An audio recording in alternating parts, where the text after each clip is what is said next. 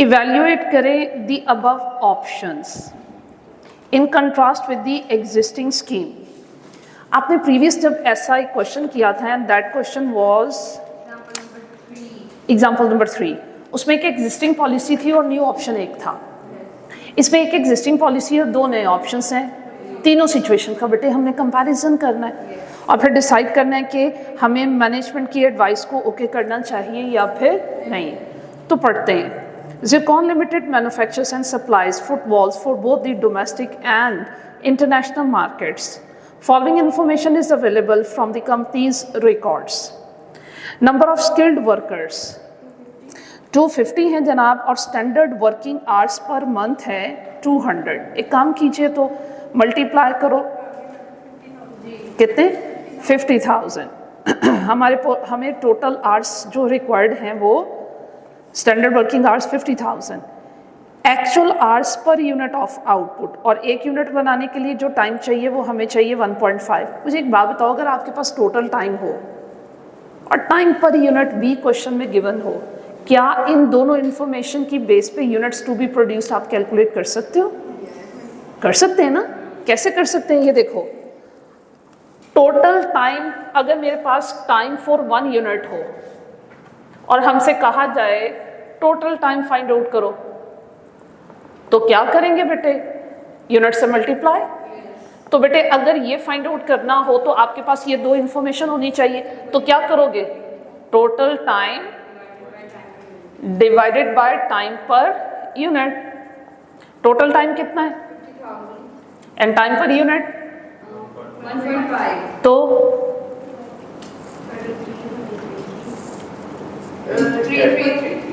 5 times 3 अच्छा पेंटा 3, 33,333 units can be produced with in 50,000 hours. आगे बढ़िए, और क्या इन्फॉर्मेशन है? स्टैंडर्ड लेबर का रेट भी आपको गिवन है और वो पर आवर गिवन है और वो 42 है। वेरिएबल एफओएच का रेट भी हमें गिवन है और वो कितना है 75। Company manufactures 40,000 footballs per month. Capacity कितने फुटबॉल्स बना, अच्छा कैपेसिटी है 50,000 घंटे काम करने की, और एक यूनिट बनाने के लिए 1.5 आवर्स चाहिए। तो 40,000 फुटबॉल्स के लिए बेटे टाइम कितना चाहिए होगा? एक यूनिट बनाने के लिए 1.5 आवर्स चाहिए और यूनिट्स प्रोड्यूस करने 40,000। To produce 40,000 units in total how much time we have required? 60,000 hours हमें चाहिए। अच्छा, फिर और बेसिक कितने आवर्स हमारे पास अवेलेबल हैं? 50,000। ये बेसिक आवर्स हैं, तो इसका मतलब है कि 60,000 आवर्स अगर आपको चाहिए तो 10,000 आवर्स आपके पास क्या होंगे? Over time. अब जितनी इंफॉर्मेशन पढ़ी साथ साथ उसकी शॉर्ट वर्किंग करते चले जाया करें, क्वेश्चन का सॉल्यूशन आपके लिए बहुत इजी हो जाता है। आगे बढ़ते हैं। Overtime is paid to the worker at the rate of 75% over and above the standard wage rate. Existing policy की इंफॉर्मेशन हमारी कंप्लीट हुई है। इस पॉलिसी को फॉलो करते हुए हम एक काम करते हैं बेटे, टोटल कॉस्ट कैलकुलेट करते हैं। एक्स पॉलिसी लेबर कॉस्ट कैसे फाइंड आउट करेंगे? जो बेसिक आवर्स हैं उनको मल्टीप्लाई करोगे बेसिक रेट से, and the basic rate is 42। क्या आता है मिलियंस में कन्वर्ट करके बताओ? 21 मिलियन, 2.1 मिलियन। ओके भाई। अच्छा, उसके बाद ओवर टाइम जो 10,000 आवर्स हैं, मैंने बेसिक रेट भी पे करना है और बेसिक रेट का कितना पे करना है? 75% अबव इंटू 1.75 कितना होता है? 0.735 मिलियन। ये मेरी टोटल लेबर कॉस्ट होगी। आगे बढ़िए, और कौन सी कॉस्ट का जिक्र है? वेरिएबल ओवरहेड का बेटे रेट कितना दिया हुआ है चेक कीजिए। ये 75 क्योंकि पर आवर है इसलिए आवर से ही मल्टीप्लाई करोगे। अगर रेट पर यूनिट होता तो यूनिट से मल्टीप्लाई करते हैं। अब क्योंकि रेट पर आवर है इसलिए बेटे मुझे आवर्स से मल्टीप्लाई करना है। कौन से आवर्स? याद कीजिए मैंने आपसे कहा था कि एफओएच कहीं पे भी होगी वर्किंग आवर्स के ऑपोजिट होगी। यहाँ मेरे वर्किंग आवर्स कितने हैं? 60,000। ओवर टाइम भी तो वर्किंग आवर्स होते, ठीक है, तो आपके वर्किंग आवर्स हैं 60,000। मिलियन में कन्वर्ट करके बताओ जी, 4.5 मिलियन। तो मेरी एक्स पॉलिसी में ये कौन सी कॉस्ट होती है, labour plus FOH? No, conversion cost. और ये कौन सी कन्वर्जन कॉस्ट है? Variable. Conversion, total conversion cost में फिक्स एफओएच भी तो इंक्लूड होता है ना। चलो अब ये कितनी बनती है? 7.335 मिलियन। अब देखो, मैं मेरा वर्किंग स्टाइल चेक करो। आपने मुझसे ये नहीं कभी पूछना कि हमें समझ नहीं आता कि क्वेश्चन का सॉल्यूशन कैसे प्रेजेंट करें, सॉल्यूशन कहाँ से स्टार्ट करें। मैं क्या कर रही हूँ, जितना क्वेश्चन पढ़ लिए उतना हम सॉल्व कर लिए, वर्किंग करते जाएं, एंड में पाइल अप करेंगे, आपका ये प्रॉब्लम सॉल्व होगा। आगे बढ़ते हैं। In order to increase the production efficiency and reduce the, कल हमने एफिशिएंसी के पॉइंट ऑफ व्यू से एक पॉइंट सीखा था, जितने परसेंट एफिशिएंसी बढ़ती है उतने परसेंट टाइम रिड्यूस हो जाएगा। कहते हैं in order to increase the production efficiency and reduce the cost of conversion, management is currently evaluating various wage incentive plans and the production manager has suggested the following options to the management. Management को दो options दिए, ठीक है। एक हमारे पास क्या है, जो भी है ऑप्शन नंबर 1 पढ़ते हैं और उसकी वर्किंग करते चले जाते हैं।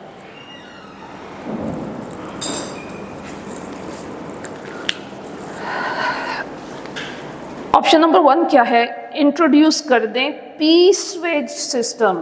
पहले कौन सा सिस्टम था? पहले हम टाइम की बेस पे पेमेंट कर रहे थे, आर्ली रेट सिस्टम था। अब इसमें क्या कह रहा है, कौन सा सिस्टम लेकर आए? Piece wage system. Piece wage system में हम पेमेंट आर्ली बेसिस पे नहीं करते, किसकी बेसिस पे करते हैं? यूनिट्स की बेसिस पे। पीस किसको कहते हैं? यूनिट। हम जितने यूनिट एम्प्लॉइज प्रोड्यूस करेगा यूनिट की बेसिस पे पेमेंट करेंगे। अच्छा भाई, ऐसा करने से क्या होगा? कहता है इसके लिए मुझे रेट चाहिए पर यूनिट, और पर यूनिट रेट देखो उसने हमें कितना दिया हुआ है, 72। तो आपकी लेबर कॉस्ट कितनी हो जाएगी? ये क्योंकि 72 पर यूनिट है तो यूनिट से मल्टीप्लाई कर दें। जब रेट पर आर था तो आर से मल्टीप्लाई किया है, रेट पर यूनिट है तो यूनिट से मल्टीप्लाई करो। और करंटली हम कितने यूनिट बना रहे थे? 40,000। कितनी हो जाएगी? मिलियन में कन्वर्ट करो। कितनी? 2.88 मिलियन मेरे पास लेबर कॉस्ट हो जाएगी। अब लेबर कॉस्ट में मुझे क्या ऐड करना है? Variable FOH. लेकिन अगर आपने सिस्टम चेंज किया तो डेफिनेटली एफिशिएंसी पे इफेक्ट हुआ होगा, वो इफेक्ट भी लेने हैं। और अगर एफिशिएंसी बढ़ी है, टाइम सेव हुआ है या एक्स्ट्रा प्रोडक्शन हुई है तो बोनस का या ऐसा कहीं ना कहीं जिक्र करेगा, वो भी हमें अकाउंट फॉर करना है। कहते हैं अगर हम ऐसा करते हैं तो होगा क्या, आपका एफिशिएंसी लेवल जो है 65% से बढ़ के 78% हो जाएगा। आपका एफिशिएंसी लेवल जो है पहले कितने परसेंट था? 68। अच्छा, 65%। ये आपका था एक्स और न्यू कितना हो जाएगा? एफिशिएंसी लेवल के बढ़ने से क्या होगा? टाइम रिड्यूस हो जाएगा। अब ये देखो बेटे, मैंने क्या करना है, ये जो हमें टाइम दिया गया है 1.5 आवर्स, ये कौन से आवर्स हैं? स्टैंडर्ड आवर्स हैं। इसमें चेक करो आइडल टाइम इंक्लूड है या नहीं है। और इसका आइडिया मैंने आपको किस तरह दिया था कि लेबर कॉस्ट जब भी कैलकुलेट करते हैं टोटल टाइम की बेस पे कैलकुलेट करते हैं, और टोटल टाइम में आइडल टाइम इंक्लूड होना चाहिए। चलो मैं एक इक्वेशन बनाती हूँ यहाँ पे। बेटे जो टोटल टाइम होता है वो किसके इक्वल होता है? Working time plus idle time. अगर पहले मेरा एफिशिएंसी लेवल 65% था तो इसका मतलब है कि 100 में से 65% टाइम्स मैं काम करवा रही थी अपने वर्कर से, और आइडल टाइम फिर कितने परसेंट था? 35%। अब एफिशिएंसी देखो, मैं सेम वैसे ही इसको एडजस्ट करवा रही हूँ जिस तरह मटीरियल लॉस को एडजस्ट करवाया। अब एफिशिएंसी लेवल के चेंज होने से क्या हुआ? वर्किंग टाइम 65% से बढ़ के किस पे हो गया? 78% पे। तो मेरा आइडल टाइम की वेटेज कितने पे आ गई? 22%। एफिशिएंसी के बढ़ने से आइडल टाइम का लॉस रिड्यूस हो गया। मैंने सेम ऐसे ही आपको रॉ मटेरियल का लॉस एडजस्ट करना सिखाया। अच्छा, अब 1.5 ये टोटल टाइम है बेटे, ये 100% है, इसमें आइडल टाइम इंक्लूड है। जब भी क्वांटिटी आपको गिवन होगी, चाहे मटेरियल की या लेबर की, वो टोटल होगी, उसमें लॉस इंक्लूड होगा। अच्छा, अब इसमें लॉस कितने परसेंट इंक्लूड है? 35%। मैंने कहा कितने परसेंट पे लेकर आना है? 22%। और ये जो 1.5 आवर्स हैं, इसकी वेटेज राइट नाउ कितनी है? 100%। मैंने तो पहले ये चेक करना है कि ये 100% है, 65% इसका कितना बनता है? इसका मतलब है पहले हम 0.975 आवर्स, हम 1.5 आवर्स की पेमेंट कर रहे थे। Out of 1.5 hours worker 0.975 hours काम कर रहे थे, और जो रिमेनिंग टाइम था वो आइडल टाइम था। वो कितना बनता है? 0.525 आवर्स की वेस्टेज हो रही थी। ठीक है, अब क्या है, अब ये जो एक यूनिट बनाने के लिए हमें ये टाइम चाहिए, जिस तरह मैंने मटेरियल में बताया था कि आउटपुट की क्वांटिटी कभी चेंज नहीं होती। अगर आपको सेम कैटेगरी के सेम क्वालिटी के फिनिश गुड्स प्रोड्यूस करने, तो रॉ मटेरियल की क्वांटिटी उतनी ही यूज होगी। इसी तरह बेटे आपके वर्कर्स एफिशिएंट हैं, लर्निंग कर्व का इफेक्ट हो चुका हुआ है, वैसे दिमाग वो जो है एफिशिएंटली परफॉर्म नहीं कर रहे, लेकिन वो उसकी वजह से क्या कर रहे हैं, हम उनसे काम नहीं करवा रहे, जो भी है आइडल टाइम बढ़ रहा है। लेकिन ये टाइम जो है टू प्रोड्यूस 1 यूनिट, ये आपका फ्लक्चुएट नहीं होगा। अब इसकी वेटेज कितनी है? 0.975 आवर्स। इसकी वेटेज कितनी है? 78%। आपने टोटल टाइम फाइंड आउट करना है, इसलिए 100% से मल्टीप्लाई। टेल मी, 65 की वेटेज हम फाइंड आउट कर चुके हैं। एक्स पॉलिसी में इसकी वेटेज 65 थी, न्यू पॉलिसी में क्या हो गई? 78। तो अब होगा क्या? एफिशिएंसी लेवल के बढ़ने से एक यूनिट के लिए जो टोटल टाइम पहले लग रहा था इंक्लूसिव ऑफ लॉस में 1.5 आवर्स था, वो कम होकर किस पे आ जाएगा? 1.25 आवर्स पे आ जाएगा। यहाँ तक क्लियर हुआ? अब एक यूनिट बनाने के लिए कितना टाइम चाहिए? 1.25 आवर्स चाहिए। और टोटल यूनिट मैंने कितने प्रोड्यूस करने हैं जी? तो 78% अब उसकी वेटेज हो गई है, ये क्वांटिटी नहीं चेंज होनी। रॉ मटेरियल में भी मैंने आपको ये क्वांटिटी फ्लक्चुएट नहीं करवाई थी, उसकी वेटेज चेंज हुई थी। पैटर्न वर्किंग का वही रखोगे, मिस्टेक नहीं होगी। ठीक है, और ऐसा कब करते हैं? जब लॉस आपका इनपुट टोटल क्वांटिटी पे बेस कर रहा होता है। और इसका शॉर्टकट क्या होता है? आगे आगे आपकी इसकी प्रैक्टिस ज़्यादा हो जाएगी, तो शॉर्टकट क्या होगा? जो आपको टोटल टाइम गिवन है उसकी जितनी वेटेज है उससे मल्टीप्लाई कर दो, और जिस एफिशिएंसी लेवल के केस में आपने टाइम फाइंड आउट करना है उस एफिशिएंसी लेवल से डिवाइड कर दें, तो तब भी एग्जैक्टली आपके पास कितना आता है? 1.25। तब भी आपके पास कितना आएगा? 1.25 आवर्स। अच्छा भाई, ये आवर्स आए for 1 unit. Total time find out करने के लिए यूनिट से मल्टीप्लाई करें, कितने बनते? मुझे तो लगता है 50,000 बन रहे। 50,000। तो इस ऑप्शन में ओवर टाइम की जरूरत खत्म हो जाएगी। जब ओवर टाइम नहीं होगा तो ओवर टाइम प्रीमियम भी नहीं होगा। ठीक है, और वेरिएबल एफओएच की तरफ आए। वेरिएबल एफओएच का रेट कितना था? 75 पर यूनिट था या पर आवर? पर लेबर आवर था। इसे क्या करोगे? इस ऑप्शन के लेबर आवर्स से मल्टीप्लाई, और इस ऑप्शन के लेबर आवर्स कितने? 50,000। कितना होएगा? 3.75। टोटल कॉस्ट, कन्वर्जन कॉस्ट कितनी होएगी? 6.63 मिलियन। कॉस्ट कम हुई। ओवर टाइम प्रीमियम क्यों नहीं इंक्लूड? अब इस ऑप्शन का हमें बेनिफिट क्या हो रहा है? कहाँ 40,000 यूनिट के लिए हमें टाइम 60,000 आवर्स का चाहिए था, एफिशिएंसी लेवल के बढ़ने से वही काम कितने घंटों में हो जाएगा? 50,000 आवर्स में हो जाएगा। टाइम सेव होगा। वैसे तो बोनस मिलना चाहिए, उसने नहीं जिक्र किया। उसने बोनस को किस तरह एडजस्ट कर लिया? उसने कहा पहले घंटों के हिसाब से पेमेंट कर रहे थे ना, वर्कर मीन हो रहा था। वर्कर कह रहा था मुझे पेमेंट आवर्स के हिसाब से होनी है, वो ज़्यादा घंटे लगा रहा था, हमारी लेबर कॉस्ट भी बढ़ी थी, ओवर टाइम प्रीमियम भी बढ़ रहा था। आपने उसके देखा दिमाग में क्या चल रहा है, आपने कहा इस चीज़ को हटाओ, उसे को भाई जितने यूनिट बनाओगे उसके हिसाब से हमसे पेमेंट ले लो। अब उसने कहा कि भाई यूनिट बनाएंगे तो पैसे मिलेंगे, काम करना ही पड़ेगा, एफिशिएंसी लेवल बढ़ गया। और इतना एफिशिएंसी लेवल बढ़ा, एक तो 40,000 यूनिट कमिटेड टाइम में पूरे हो गए, ओवर टाइम भी आपका अवॉइड हो गया। एक और बेनिफिट मुझे नजर आ रहा है, और बेनिफिट क्या नजर आ रहा है मुझे व्हाइट बोर्ड पे? FOH कॉस्ट कम हो गई। Variable FOH cost labour our based थी, तो जब लेबर आवर्स कम हो गए तो डेफिनेटली वो भी कम हो गई। एक्स पॉलिसी में 4.5 मिलियन की थी, अब कितनी हो गई? 3.7 मिलियन।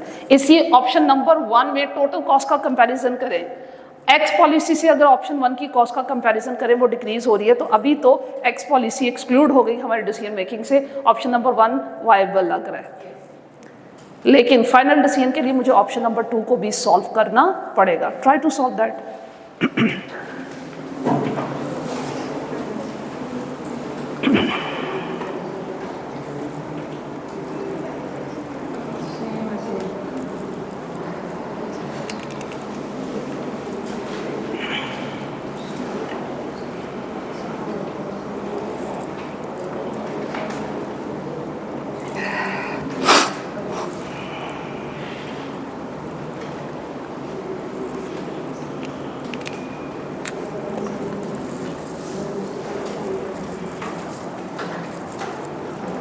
दूसरे ऑप्शन में किस चीज का लालच दे रहे हो? बोनस कब मिलेगा? Time saving. तो आप मजबूर कर रहे हो अपने एम्प्लॉयज को, मजबूर नहीं कर रहे, मोटिवेट कर रहे हो कि भाई अच्छा काम करो, time to complete the unit कम करो, हम आपको टाइम सेविंग के केस पे क्या देंगे? बोनस। तो इससे लगता है कि हमारे एम्प्लॉयज अट्रैक्ट होंगे।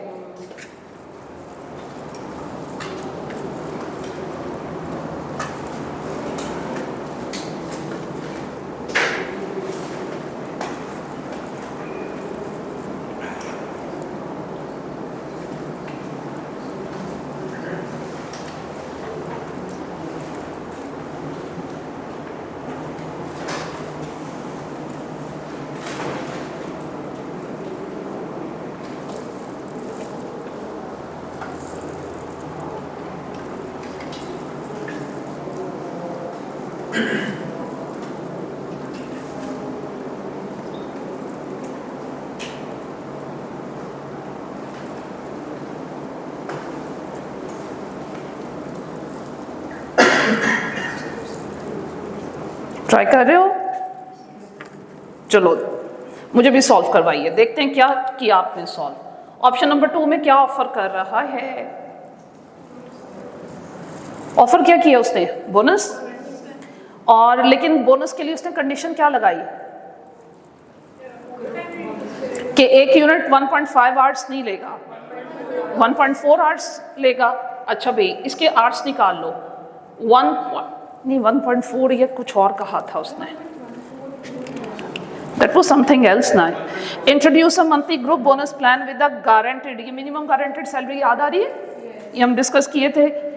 आपने एटलीस्ट जो रेट देना है 48 रुपीज़ पेमेंट करनी है मिनिमम सैलरी की, लेकिन उसके लिए जो स्टैंडर्ड आवर्स हैं वो कितने चाहिए? 1.4 आवर्स चाहिए। And this plan is expected to reduce the overtime by 60%।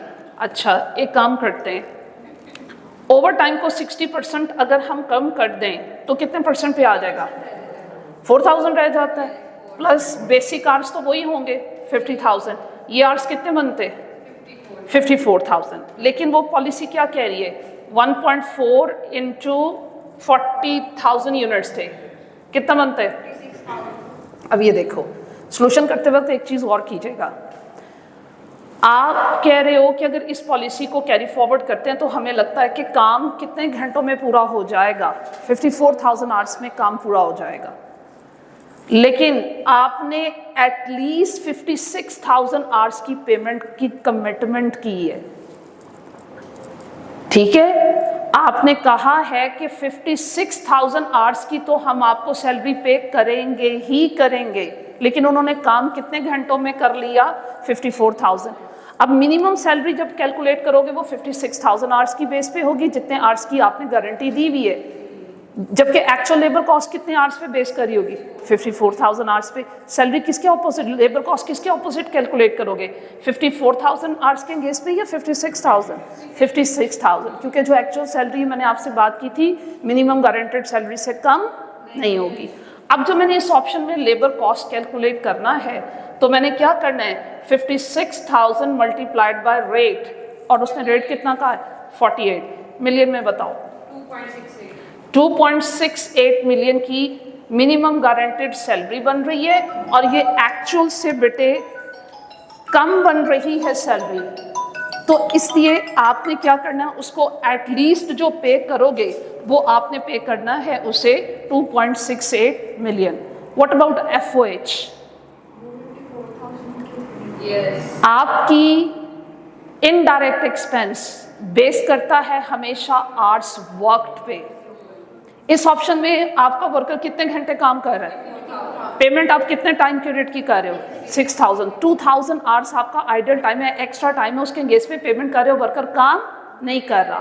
तो इसलिए जब आपने वेरिएबल FOH को कैलकुलेट करना है, उन्हीं आवर्स के लिए कैलकुलेट करना है जिन आवर्स के गेस पे उन्होंने काम किया होगा, और उन्होंने कितने आवर्स के इस पॉलिसी में काम किया होगा, 54,000 मल्टीप्लाइड बाय 75, क्या बनेगा 3.75 मिलियन। कोई बोनस नहीं, मुझे नहीं नजर आया, टोटल कीजिए। 4.05 where here Variable FOH. Okay 4.05, tell me the answer 6.738 million. हाँ जी, अब कंपैरिजन कीजिए और डिसीजन लीजिए, and just give me a minute.